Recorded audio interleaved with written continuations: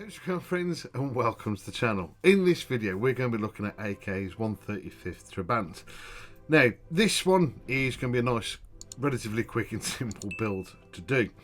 Now I had this idea a while ago, sort of doing a vehicle basically abandoned and rotten in a forest, and then not long after kind of had this roughly vague idea, Martin Kovac from Night Shift Models did the Beetle.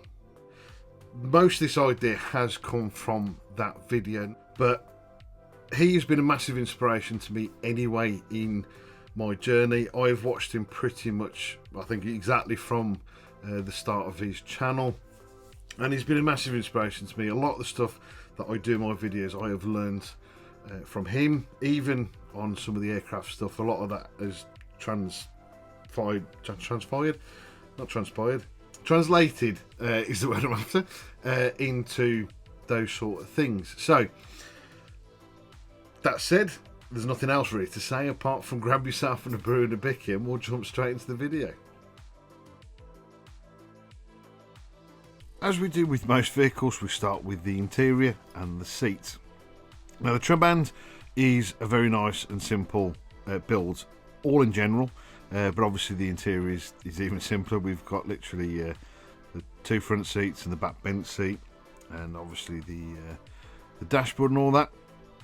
So it all goes in really nice. It's very nicely detailed as well. So what I want to do with this build is I want to do something nice and simple, and basically just an old abandoned, forgotten car.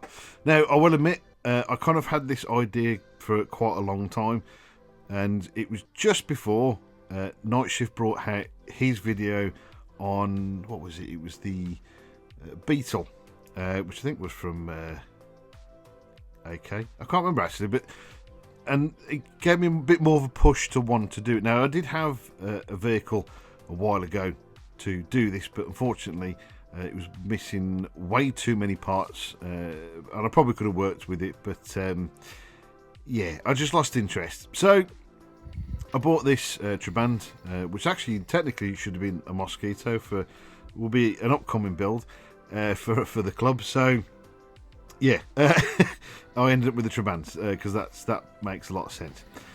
So yeah, I want to do it as pretty much the same sort of thing, if I'm being completely honest. You know, an abandoned vehicle in the middle of a forest. Now the model itself is very simple. Generally, this area is probably the most complicated part of it, but again, it's very simple. Though I did get the one bar that I'm trying to get this exhaust over the wrong way around. So yeah, I made it more complicated than it actually needed to be. But yeah, that was, fortunately I'd not long glued that in, so it was still wet, so it was easier to manipulate around. In fact, I think I slid it through, if I remember rightly, but still. But yeah, it's beautiful, this little kit. If you want to do something nice and simple and quick, this is the kit to do it on. I made no real effort in modifications at all. The only thing I did was just drill the exhaust pipe out to make that look right, but that was literally it. The main body was made up of 6 parts. It's very simple. You probably, if you wanted to, you could modify it to open the door if you wanted to, but I didn't fancy. I just wanted to make this a nice and quick build. But again, the details on it really nice. You can see it's saying Trabant on the back, and there's the badge on the front there as well. So I wanted to make a few major rust patches. Doing that, I used a rotary tool and a sander to thin the plastic out. Now the good thing to do with this is every so often hold it up to the light to make sure it's as thin as possible. And then what I did, as you can see here, is I poked a few holes in those thinner plastics and other areas, took larger chunks out. As we move on to painting the body, I've just used a sort of generic dark rust brown and still put on a few little light layers of light rust. I've then put 2 to 3 layers of AK Interactive's chipping fluid on, and once that was dry, I then put on the top coat. I left the top coat to dry for a couple of hours and then moved on to chipping. Now, if you haven't used chipping fluid before, really simple and easy stuff to use. Like I said, 2 to 3 coats. Once you put the tote coat on, leave it for a couple of 3 hours or so. You can probably leave it to the next day if you want to. And then all you need to do is get a relatively stiff, scruffy brush and then add some water to the model. Adding water reactivates the chipping fluid underneath the paint. Sponge chipping, I think, is brilliant and very universal, works on everything, and does give really good effects. But I do find that chipping fluid actually gives you the best chipping effect over the sponge. Now, what I mean by this is it actually just gives a more realistic look of chipping. There are a couple of different types. There's heavy chipping and there's light chipping. Both will give you different and obvious results to the name of the product. What I will also suggest every so often is wipe it off with a clean wet brush, and that will take away excess paint and the bits that have come off. There's also a number of ways of doing this. Now, like I said before, was just using a scruffy tatty brush, but also stuff like a toothbrush will do. This is generally I find is good if you want to remove larger areas.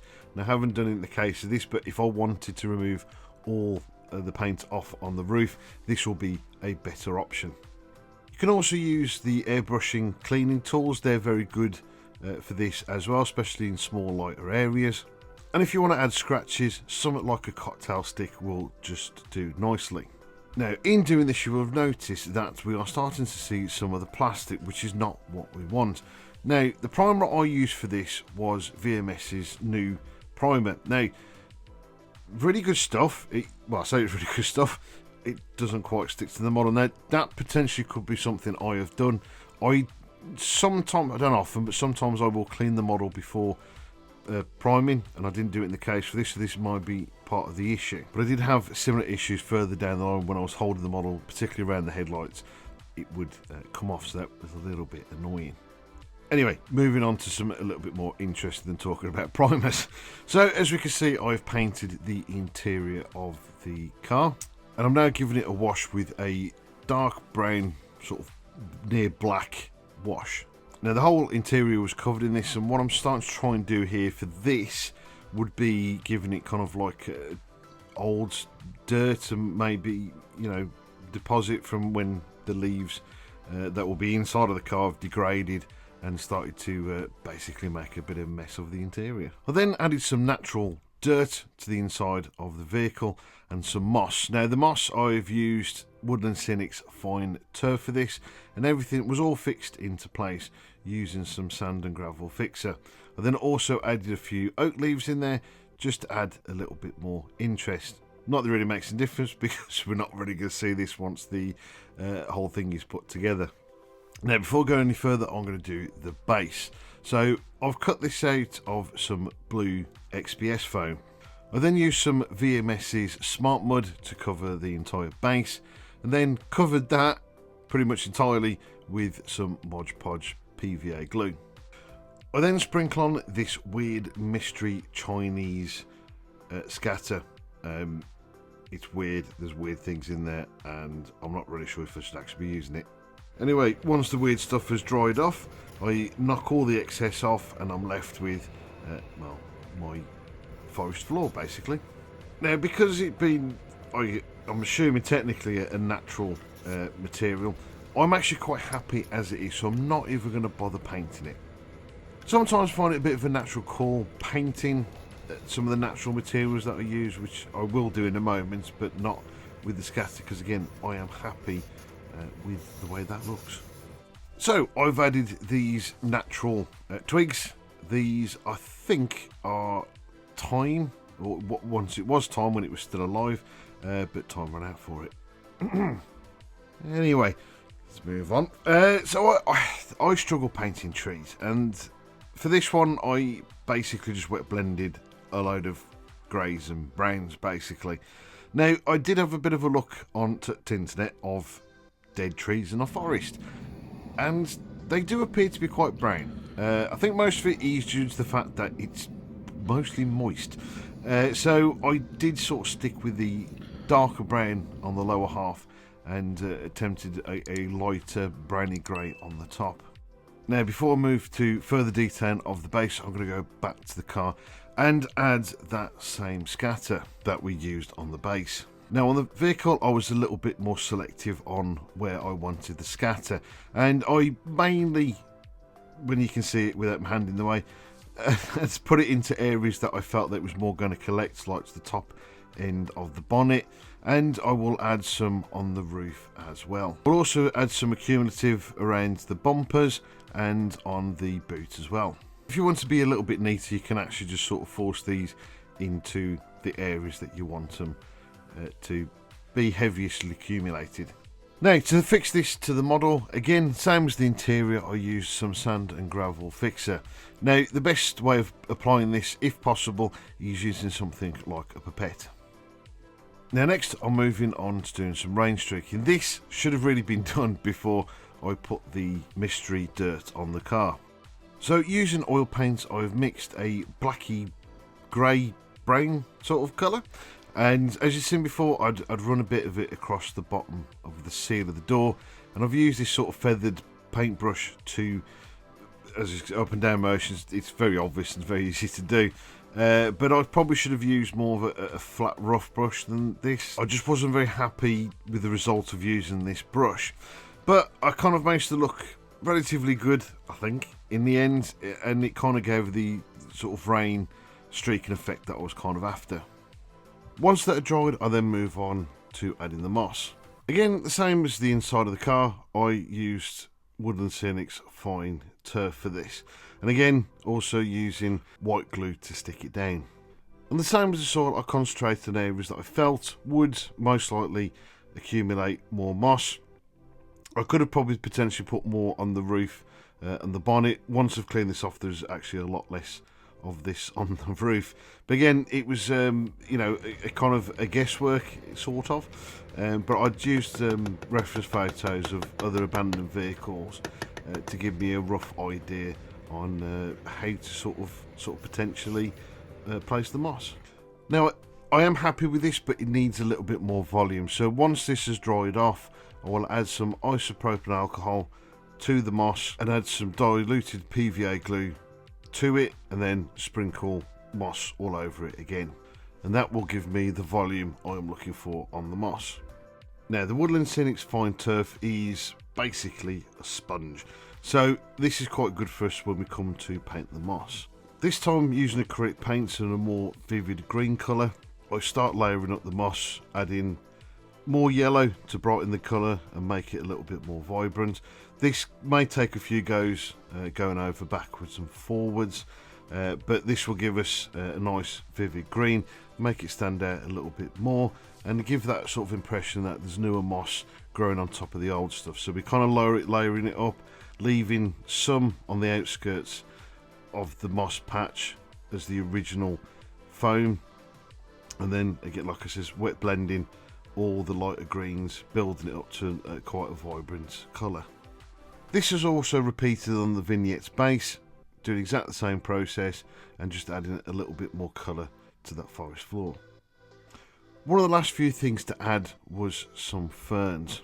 These ferns are laser cut, and they are a mix of Model Scene and AK Interactive fern.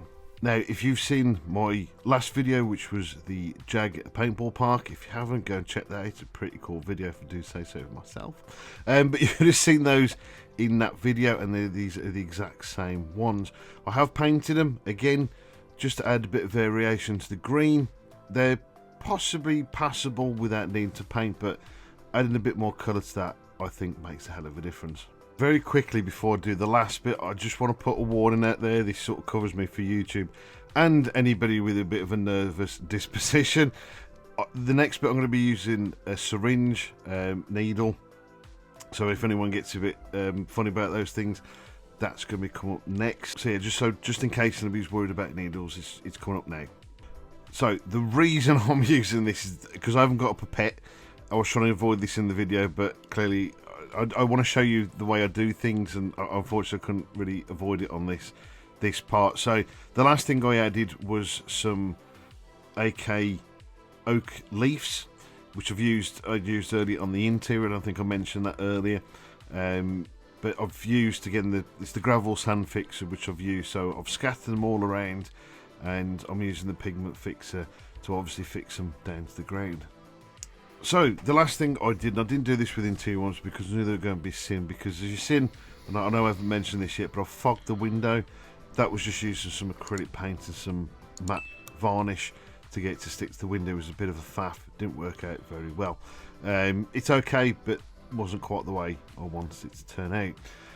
I've used basically rust colours for the leaves, and I've used oil paints again for this, and I've used about 3 or 4 different tones just to, again, make them a little bit more interesting. Also, something I know I've just realised doing this edit, that I haven't filmed the moss that I've done at the streaking down the side of the vehicle. That's pretty much, the process is exactly the same as I did the rain streaking. The only difference is obviously using a green coloured oil instead. Anyway, so with the leaves and all that done, that's it for this build. Okay, my friends, it's now time to show you the finished model. But before that, I want to say a massive thank you to you guys for watching the video. Do hope you have enjoyed. I'd also like to give a massive shout out to channel members that are on the screen now. Thank you guys ever so much for helping support the channel further. If you'd like to help as well, there are links in the description down below. Like I said before, this build has been inspired greatly by Martin's video, so I'm going to link that in the description down below, because to be fair, he's done a way better job of it than I have, and I think there's a few bits that I've potentially missed within the video. So again, watch his. You've probably already seen it anyway, because who hasn't seen his videos? So I'll leave all that linked in the description down below. So all that's left to say now is, guys, thank you ever so much for watching. Again, I do hope you have enjoyed it, and hope you enjoy the finished model. So I'll catch you again soon.